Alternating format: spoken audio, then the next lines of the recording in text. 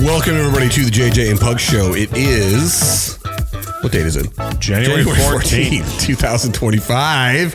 This is part 2 of the podcast. We've already done the other one that wasn't sports related. So all of you who do not want to listen to sports, listen anyway. You'll learn something. And we are coming to you from the Highland Communities Podcast Studios. I didn't even say that in the last one. We could. How am I that rusty? It's okay. It happens. All right, this is a great song.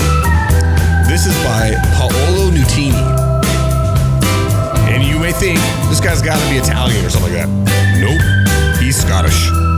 Really? He's straight up out of Scotland. This song's from 2009. The song is called Coming Up Easy. It is awesome. It's great. I loved this song. He had a couple of songs that I got really into it about that time. One of them made it on my wedding playlist. Oh, it's fantastic. And I'll let you listen to that one. Old wedding. Oh, it's great. Anyway, this one is fantastic. Specifically the end of the song. So one of my greatest friends of all time, he also happens to be my brother-in-law.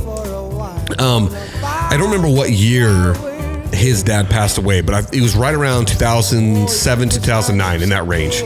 And his dad was one of my, he would have been an uncle to me. For the longest part of my life, I honestly thought that he was my uncle, his wife was my aunt, and that Ricky was my cousin. It wasn't until I was much older, like maybe 12 or 13, when I realized, oh no, they're just really good people and we're just really close with them.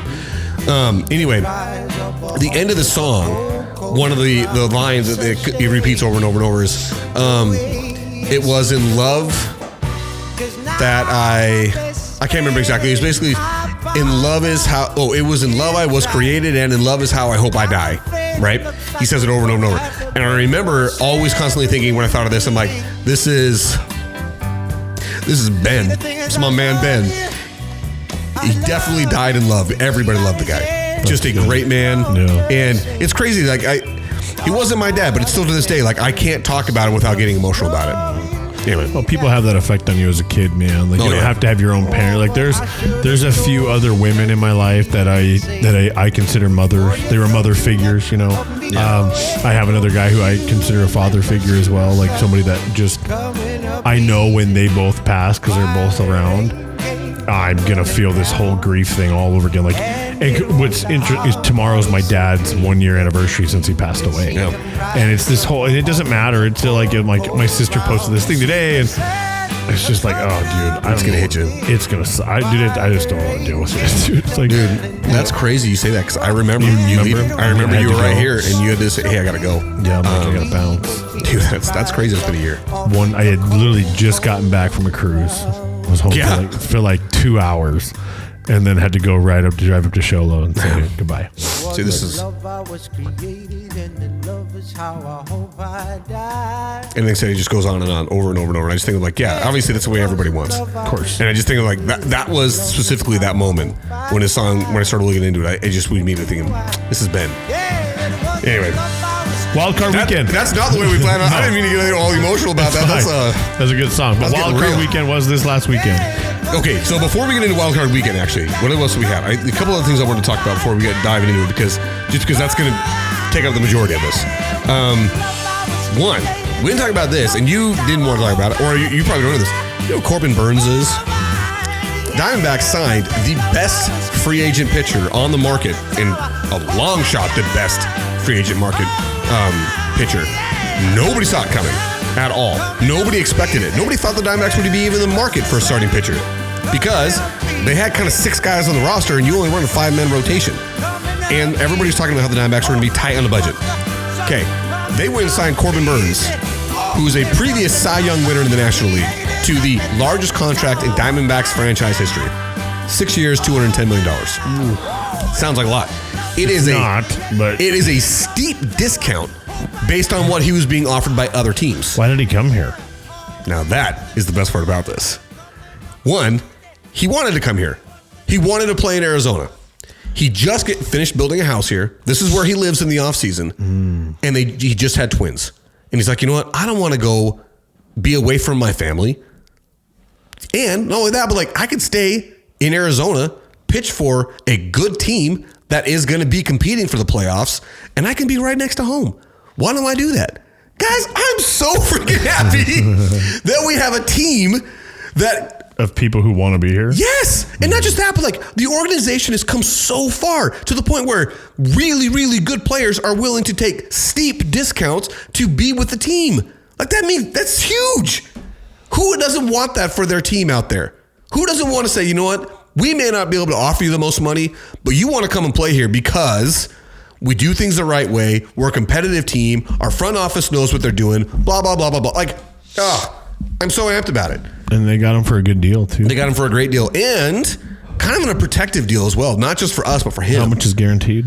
So the first 2 years are guaranteed. And then he has an opt-out after the first 2 years. And the first 2 years are the lowest parts of the contract. Like I think it's $25 million a year for the first 2 years. I can't remember exactly, but it's so dirt cheap in the MLB. That's crazy. Yeah, considering the fact that 6 years $210, you think that's got to be closer to 30 for the first couple. Yeah. I don't remember exactly the way it is. I just know there's an opt out for the first 2 years where the team is kind of protected. We're like, hey, you know what? If you want to move on after this, that's good. But for him, it's also like, hey, you know what? Maybe I outperform these first 2 years, and if I opt out, I can get even a bigger deal. But if I don't, I can stay here. And I'm protected because I got another 4 years coming to me for the majority of the rest of the contract. And for the Diamondbacks, like, hey, you know what? After the first 2 years, things didn't work out. Maybe this doesn't work out. It's a very team-friendly contract. And the fact that he was willing to do that and passed up a lot more money to go to the Giants in San Francisco or a couple of the teams in the East, like Toronto Blue Jays or the Baltimore Orioles, which is where he came from. Like, dude, I'm so amped about it. It'll be fun. Baseball starts in a month. Oh, joy. Baseball pitchers and catchers report February 12th. Oh, I'm so excited. Me too. You can see the look on my face about how excited I'm not. You know what I'm also excited about?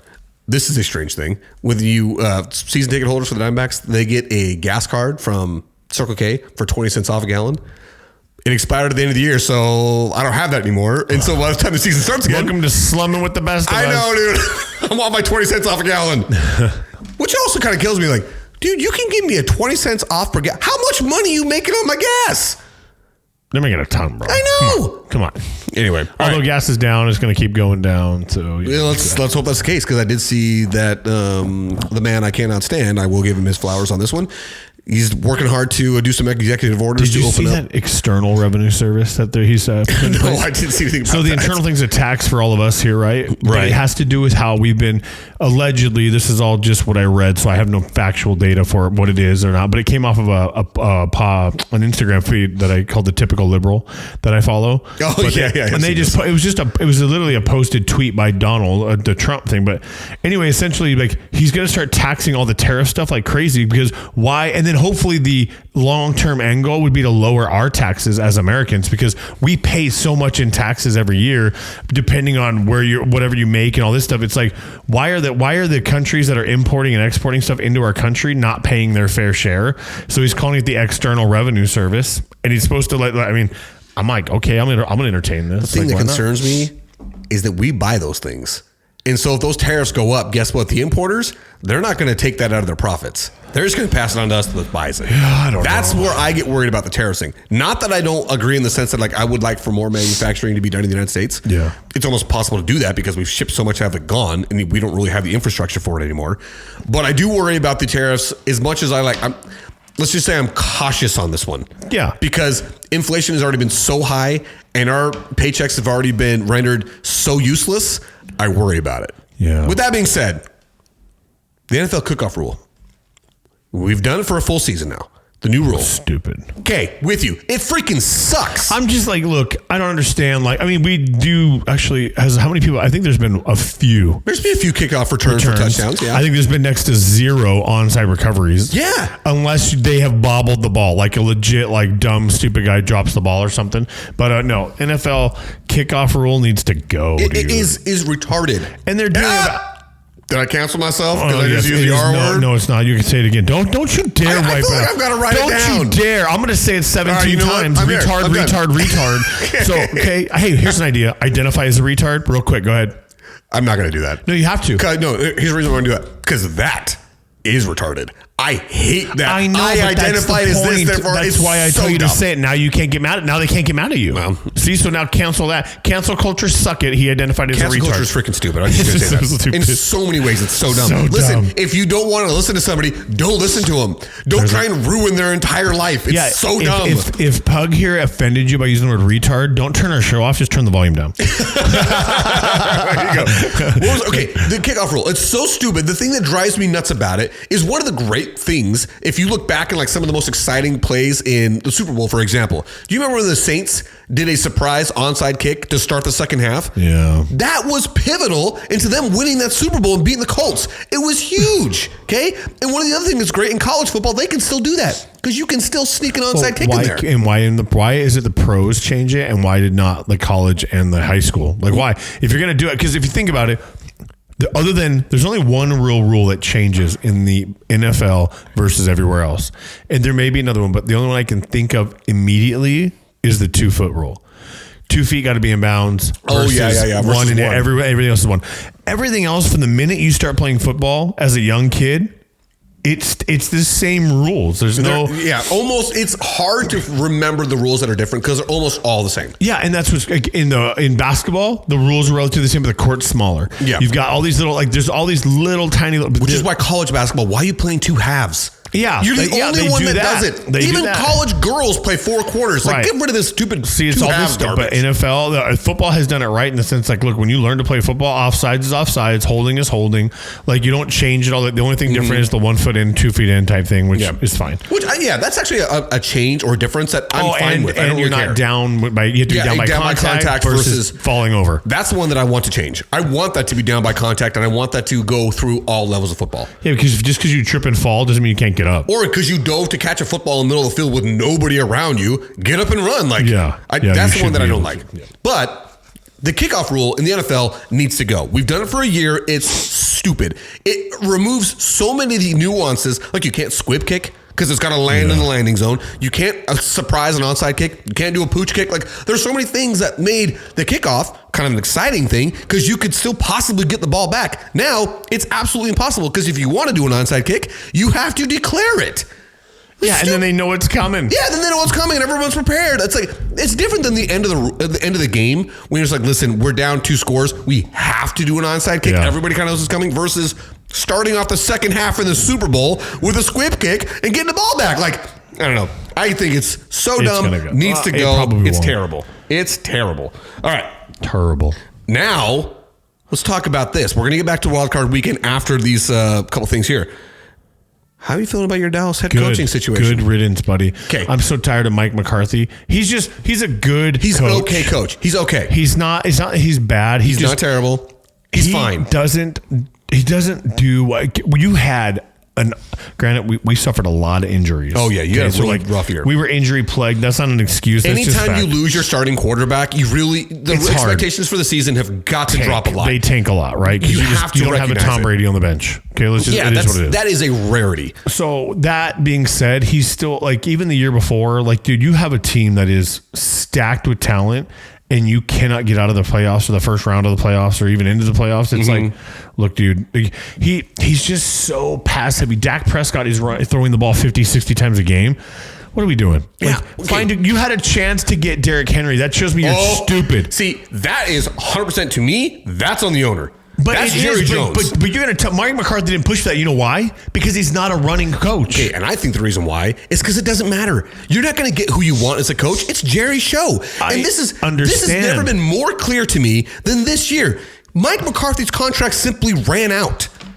And guess the Bears asked to interview him before his contract ran out, and they said no. Why would you say no if you weren't for sure bringing him back? Like, this to me is so mishandled on every way. I said at the end of last year, why are you bringing him back? Yeah, why are you bringing him back?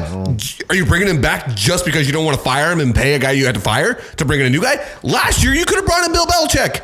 You could have hired Mike Vrabel.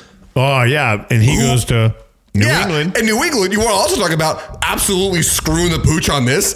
For Mike Vrabel, it's good because you don't want to be the guy after the guy. Right. Now, we talk about this. They talk about exactly in Alabama, right? So now Gerard Mayo is the guy after the guy. Yep. Like, you were the guy that followed the legend. and you sucked.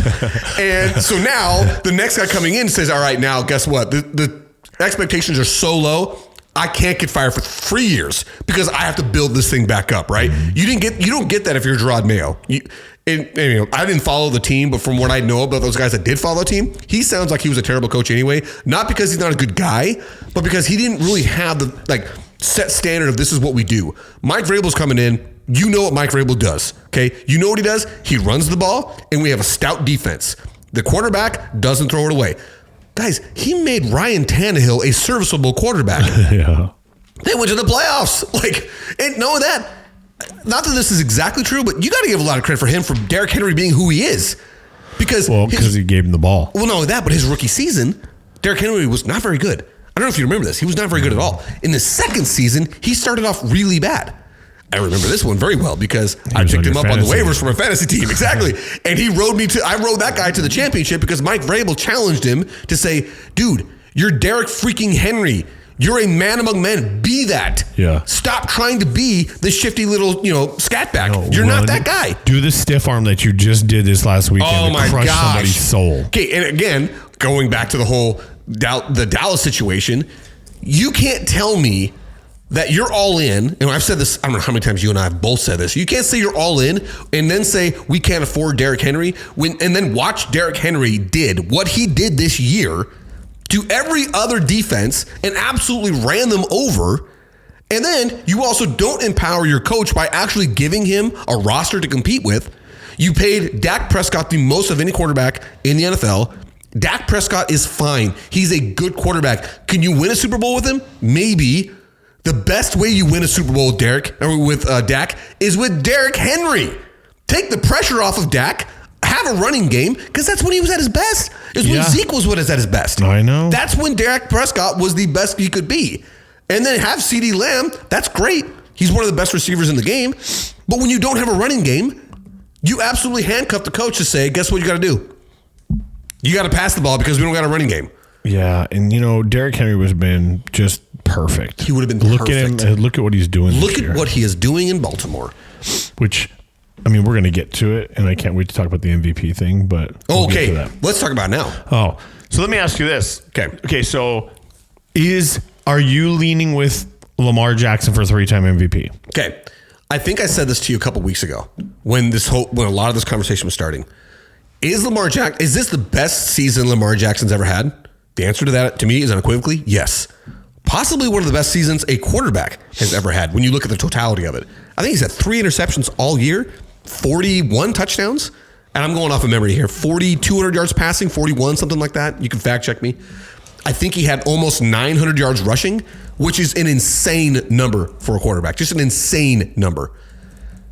All of that being said, I don't think he does any of that without Derrick Henry in the backfield to take so much pressure off of him. Here's my thought. Did you check my stats on that? I'm looking at it. I'm pulling up. Well, I'm just pulling up the thing I was looking at or what I'd read, but because I don't know.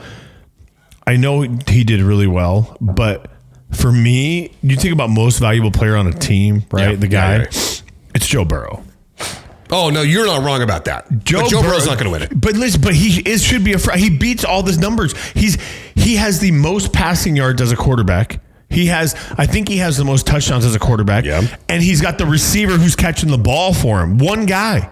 Jamar Chase he's leading the receivers. It's like, dude, listen. Yeah, he was a Triple Crown winner. Yeah. Most yards, touchdowns, and catches. Yes. Dude, it's like, look, I'm just saying, we have to kind of venture. I mean, Josh Allen's been deserving for years, never gets it. Mm-hmm. He's not going to get it because he's a Bill. And because it's one of those things. He plays against the Ravens. It's the same thing as wins and MVPs go. You're going against Lamar Jackson and you're going against Patrick Mahomes.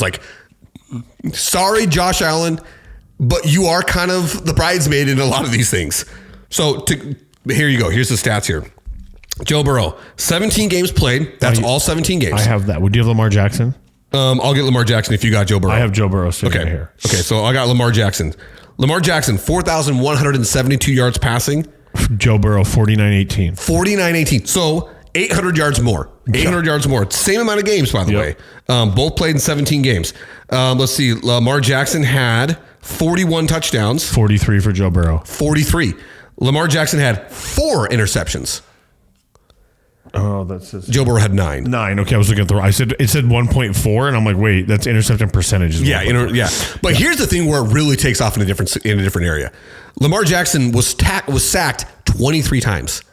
We were sacked 48 times. 48 times. 48 times. But, okay, so I would argue this though. That makes Joe Burrow better. That's my point. Yeah.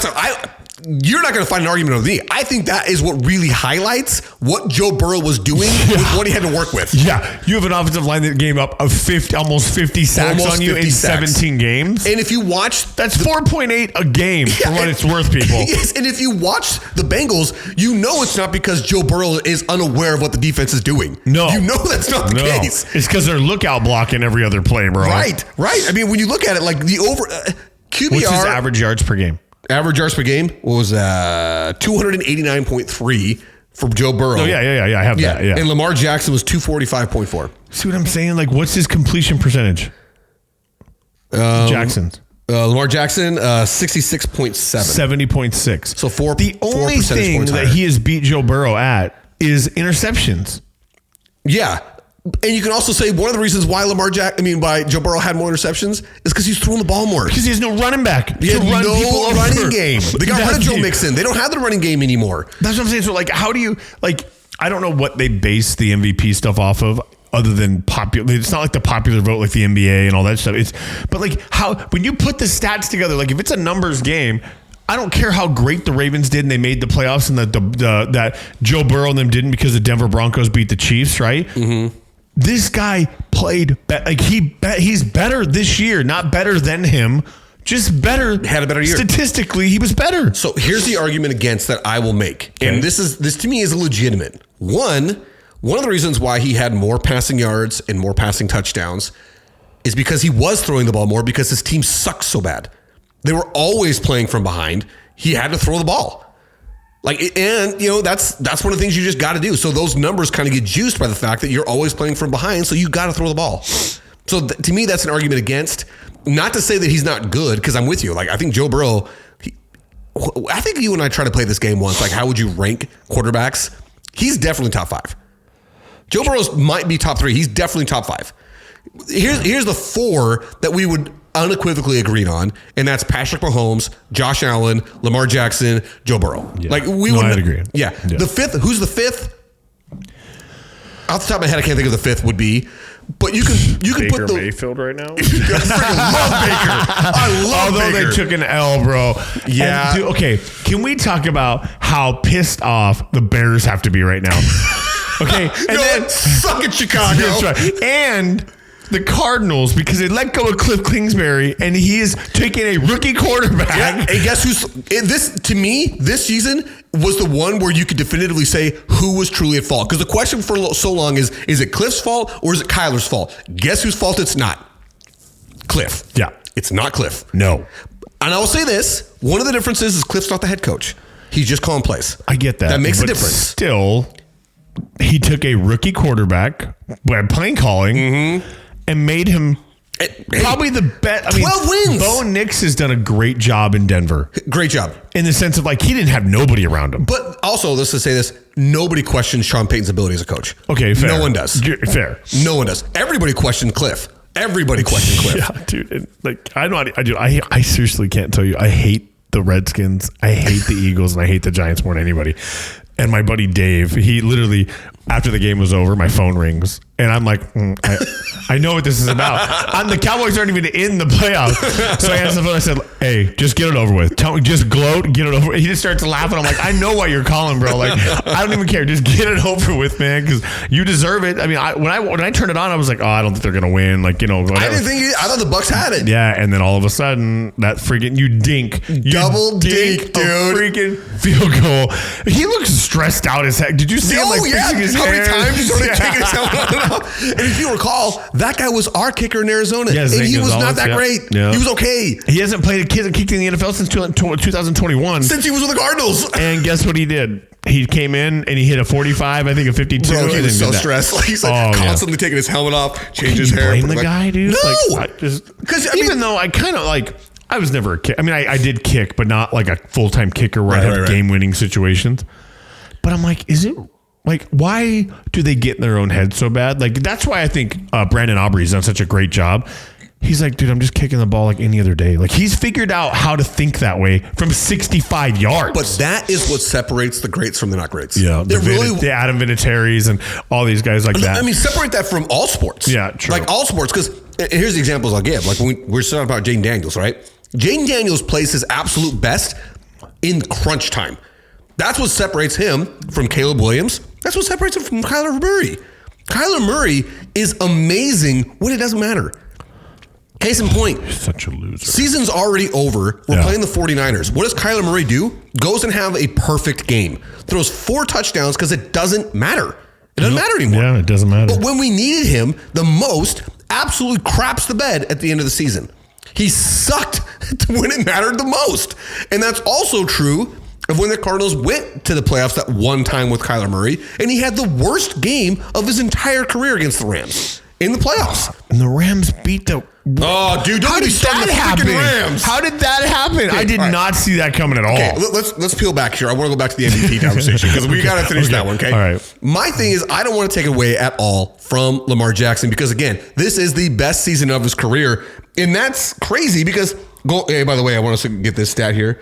You know how many yards Lamar Jackson ran for? You know what's funny is I was looking at Joe Burrow. A lot. 915. Yeah, and Joe Burrow has, I think, 201. Yeah, that's a big difference. And how many TDs did he have rushing? Lamar Jackson had only 4 touchdowns rushing. So see, even then, if you do the math, right, Joe Burrow is responsible for more touchdowns than Lamar Jackson. Yeah, that's true. But I'm also going to say he was kind of forced to be that guy. If you were to ask Joe Burrow, hey, do you want to have 4,983 yards passing and 43 touchdowns? Or would you rather have 1,000 less passing yards, 10 less rushing touchdowns, but give you Derrick Henry? What would you rather? Derrick Henry. You want Derrick Henry every freaking time because that's what Lamar Jackson had. And guess how many yards Derrick Henry ran for? I don't even know. 1,921. He was 79 yards from 2,000. No, he didn't even play the last game of the season. How dumb. He could have done that. Yeah, Barkley. Yeah, Barkley. And I think the reason why they didn't do that, because could you imagine the crap Nick Sirianni, head coach of the Eagles, would have taken if he got hurt in that final game? Because that would have absolutely ruined that team. That team's fragile now. I mean, they are one of the most fragile teams, which is crazy because they also won like 14 games. That is a fragile team from everything you see on the outside. If Saquon Barkley had gotten hurt and not been able to play in the playoffs, that would have crushed the team. They would have fallen apart. Well, I hate the Eagles. I don't know, dude. Maybe they'll be good. Who knows? Yeah, I don't honestly, I'm not going to give much judgment on them. But the fact that Derrick Henry went out there and ran for 1,900 yards, and 16 touchdowns. So you're looking at him. Let's look at Barkley's stats. Saquon's right above him. 2,005 yards with 13 touchdowns. The average per carry, Derrick Henry, 5.9, Saquon, 5.8. They're right there. Right there. They're right there with each other. So Derrick Henry is 113 yards a game, Saquon Barkley, 125. I wonder how much backlash they'd get if Burrow won the MVP. I don't even think it's going to happen. I know, but I'm talking like there would be a lot of conversation. There would be a lot of people out there screaming for Lamar Jackson and a lot of people screaming for Josh Allen. This is the thing where I thought we were going to go with this. I didn't think Joe Burrow was going to pop into the conversation. I think it's Josh Allen. I would like to see Josh Allen win. I think he's deserving. He's been there. He's been neck and neck for the past 2 years. And now this year, arguably he has the worst Bills team he's had the past 2 years. I was going to say, name another player on the Bills. Yeah, no, that's what I'm saying. Because the thing is, when you think of the Ravens, you meet Derrick Henry. Yeah. And you have a running back that makes it so much easier for you as a quarterback. Gosh. And not just a running back. This is one of the all-time freaks at running back. I mean, yeah, because they're stacking the box with 7 people because they got to worry about it, where that leaves you only 4 guys for coverage in your zone and whatever you're doing, right? So you're like, dude, it makes it easier for you to pick stuff apart as a good quarterback.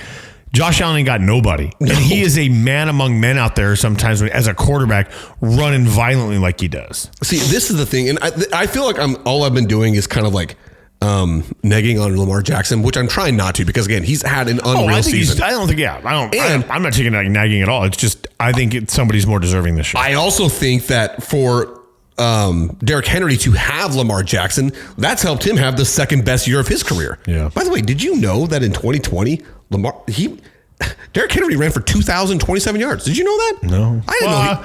I didn't know he had a 2,000-yard season. Yeah, because he was close to breaking the record. With he was one of the guys that's up there with him, right? Yeah. Because it's only, what's the record? 21-26, I think, or something like that. It's just over 2,100. Yeah, it's something. Eric Dickerson. Very small. Yeah, like it was well within Saquon's reach. Like he very easily could have got this thing well within his reach. But see, that's what I don't like that. Like I would have played him, right? I know he gets hurt, but like look what they did for Mike Evans, right? Mike Evans they made him get the ball so he could get his 1,000 That's yards. where it's messed up, right? Is look at Jerry Jones, that idiot. Cooper Rush had so many snap percentage. Oh, I'm pissed off about that, and dude. He could have freaking got $500K or something stupid. And that's life-changing money for a backup. They pull him out, and he doesn't get the. He had to be at 55%, I think, of the snaps. And he was this close. He was right there. And here's the thing that kills me about it, that really, really bothers me about it. You did this on the last game of the season to see Trey Lance play. You had all season to see Trey Lance be as bad as he was. And you decided, no, we're going to do it now when we're going to owe this guy $500 extra $1,000 for coming in. And really, Cooper Rush played very well. He deserved $500K. He deserved it. He absolutely deserved to have that extra cash. He played just as well, if not better, than Dak Prescott did. The crazy part is, like, Jerry Jones could have said, because you don't even know if you're going to make, I think he had to get close to 80 snaps, right? You don't even know if you're going to get that depending on how the game goes, right? Yeah. If it's so, like, I get it. Like, but I would roll the dice on not getting it versus looking like a complete jerk. This way. Yeah, because guess what? Everybody's talking about it in Dallas. Yeah. And everybody looks at you, Jerry Jones, again, going back to the situation of like, are you a place that people want to play?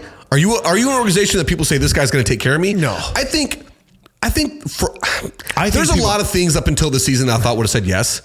But when the whole conversation started about the fan tours during season, during workouts, during practice, that came up. That was a big story that happened this year, remember? I think people play for Dallas and want to play for Dallas because of the brand. Cowboys. It's the brand. You're right. Not Jerry Jones, not because they take care of you, not because they have the best facility, none of that. It's literally the brand, because you put that star on your helmet, you're somebody. Yeah. As much as I want to tell you you're wrong, you're not. That's all it is. It's huge. The only thing Jerry Jones has done right since the 90s is he made himself a brand. Yeah. Like, I mean, it's incredible. Dallas Cowboys crap is in every country on some street vendors thing, right? They're everywhere. It does not matter. I don't know. This would be an interesting question because someone's going to have to answer it with way more research than I have. Did he accelerate that, or did he just continue the pace of it? Because I mean, like the 70s, the Cowboys really hit the skid. They really hit it going. They were America's team when Jerry took over, right? Yeah, that's what I mean. So, like, did he just continue? But now we're global. That's where I think the game's global too. True. So I mean, maybe he just kind of kept pushing it in the right direction. That's what I mean. Yeah. Did he just continue Probably. I don't know if I'd give him full credit for starting it by any means, but he definitely helped carry it to where it's at. He has 2 Super Bowl wins, or is it 3 that he's got? He's got three. He's got 3. Mm-hmm. And did they have 3 before that? Yeah, because they have it's the ones before I wasn't alive for. We weren't, neither one of us. But it's 92, 93, 96, I think, of the Cowboys. I think that's right. And they went for 92, 93, 94, but didn't make it. They lost to 94. Yeah. Who did they lose to? I can't remember. It wasn't the Chargers. No idea. Anyway. It was something like that. Okay. I think, again, I'm going back to the whole conversation of Josh Allen. And it's not because he had a better statistical season than Lamar Jackson or than Derrick Henry or even Joe Burrow. But what he did do was everybody thought this Bills team was going to take a huge step back because of all of the guys they had to cut. I remember I was talking in the very beginning of the season when they traded away Stephon Diggs. It was like, hey, this is a cap reset year for the Bills. They're just going to take it on the chin. They're going to hope that they can get there. The Jets are probably going to win the division because they've got all the talent. And what happened? The Bills went in there and freaking dominated.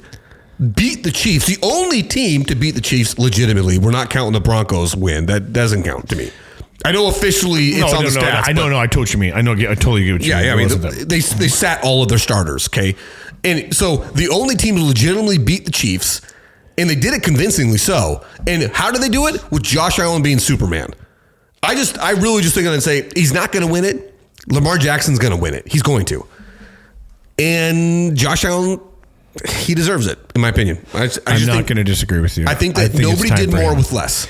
I think Joe Burrow should be the guy, but they won't. So it definitely should be Josh Allen. Yeah. Okay. So we got that conversation done with MVP. I didn't think.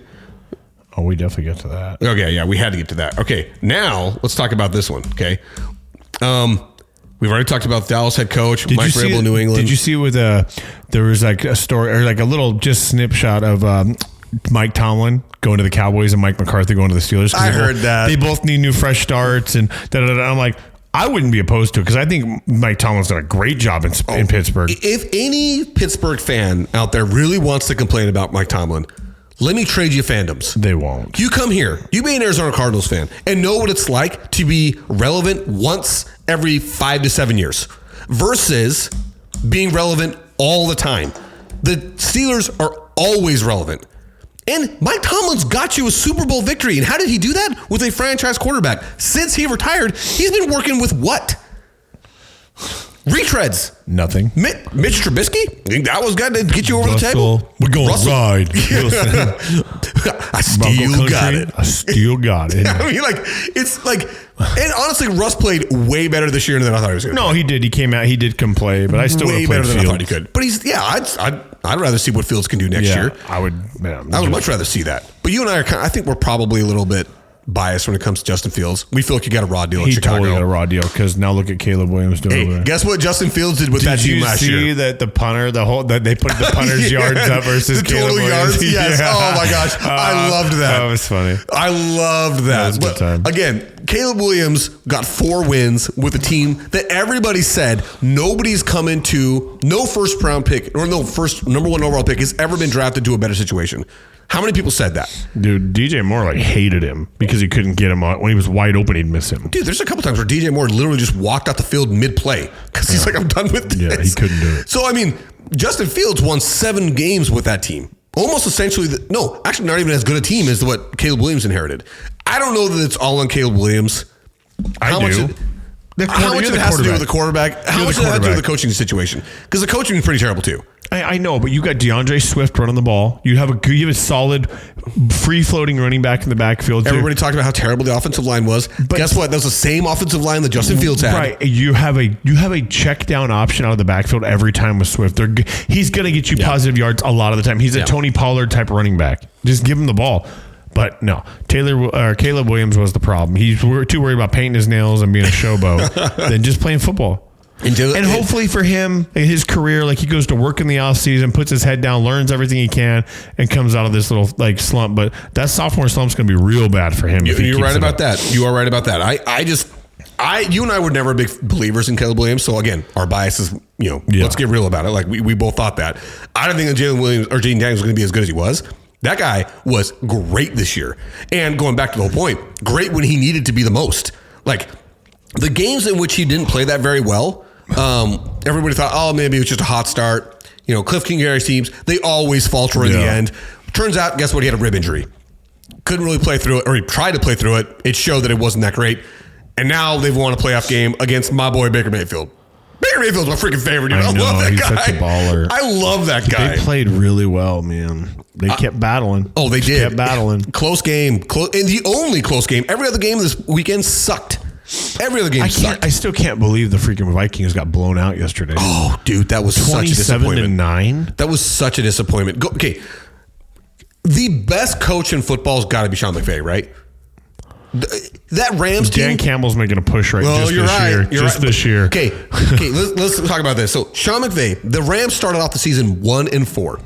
That's it. Nobody gets to the playoffs starting off 1-4. Guess what? They won the division. Well, that's because the division sucks this year. The division was pretty average. I mean, think about it. So the 49ers won 6. Well, they also had everyody got hurt. That's what I'm saying. But it's not saying the division sucks in general. It just this year they were not a good division. They still won 6 games. Cardinals they won 8 games. Okay.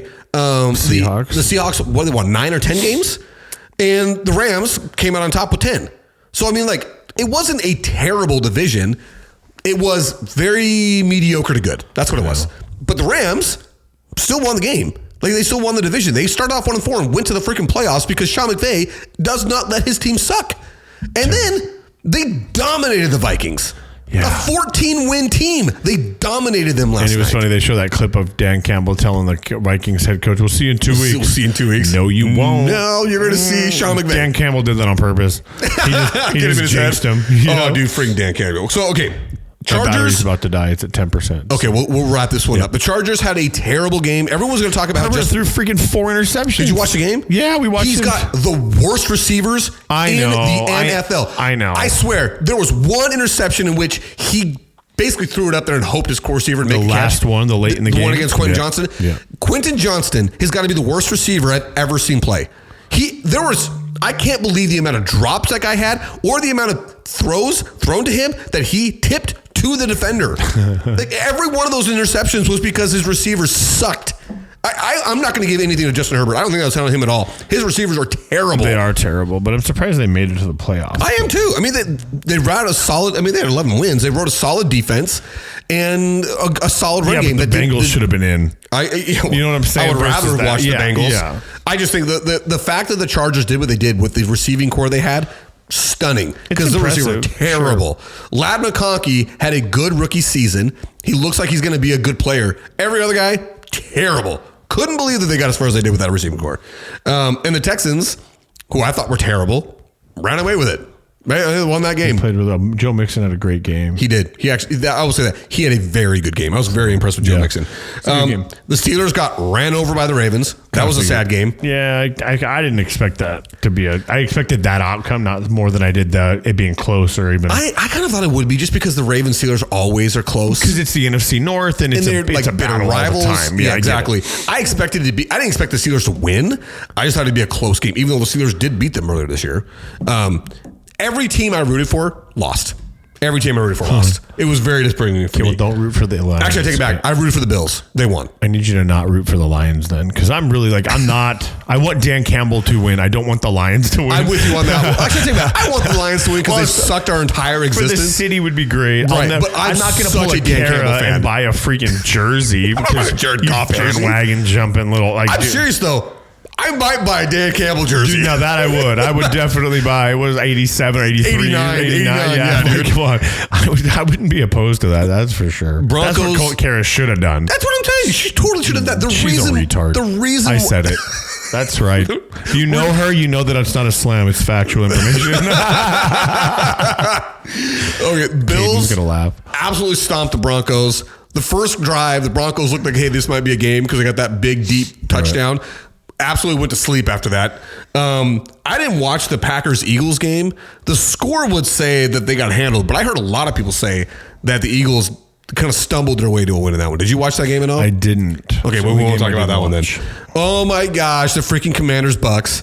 I wanted Baker to win that game so bad. I don't really care about the Buccaneers. I freaking love Baker Mayfield. And you want, Mike Evans. They had a great year. It would have been cool. But, again, I'm okay. I hate the Redskins, but for some reason you're okay with them winning, huh? Yeah, I am, because I like to see a rookie quarterback come into a league where he was not picked number one. He's playing with a chip on his shoulder in a sense. I'm no, Chicago, you should have picked me, and I'm showing you why right now. I was the number one pick. And I like that attitude, because that's how I would be. I'm all right, cool. I ain't going to talk. I'm just going to play. There's a big part of me I was happy to see Kliff get some respect. Because I really felt like he got a super raw deal here. And I'm a Zach Ertz fan, as a tight end positional player. I like to see, he's been in the league a long time. He's jumped around from the Eagles to the Cardinals, and now he's back in the NFC East. But I respect the player so much. He's a good vet. Yeah, he's a good vet, so it's and I think his wife plays soccer, right? I say my wife's a fan of his because of his wife, Julie Ertz, who used Julie Johnston, who's from Mesa. Yeah. And she plays for the U.S. soccer team, U.S. national team. I'm okay with, and again, I have a buddy that's he's been a Redskins fan his whole life. So unfortunately, it's been nothing but defeat and just nastiness, and he's actually going to be in D.C. for the inauguration time. Oh, really? Well, for that. So he's going to be there for the game at he's I'm going to go to the bar. It's going to be cool to be in D.C. at a bar, even though the game's not going to be home. It don't matter. Those people are going to be amped about it. Oh yeah, for sure. And they're going to Detroit, right? Yeah, I think that's going to be a rough game. I really want Detroit to win that game so bad. I want Detroit to just run away with every game. But because of the fact that I went 1 for 6 this weekend on all my rooting, I'm going to root for nobody in that game. So that way, there's no bad juju. And then we already talked about this. Freaking Sean McVay somehow finds a way to win a game, dominate a game against the Vikings. And I am continually proven wrong that Matthew Stafford is not washed up. When he went to the Rams, I kind of thought that's a desperate play, but and then he's they not made that the great. Super Bowl the first year. And then they win the freaking Super Bowl. And now I'm like, Sean. But they shouldn't have, dude. That was, he missed freaking that pass to Jamar Chase, bro. I'll never get the end of the game. Anyway, doesn't matter. Aaron Donald won that Super Bowl. Of course. Aaron Donald absolutely wrecked He's the Bengals. reason why Joe Burrow had to rush that throw. Yep, exactly it. Aaron Donald, most dominating defensive tackle I've ever watched play this game. So happy he's gone because I was tired of watching him play against my team. And with that, stay fresh, you cheese bags. Like fat kids in dodgeball, we're out.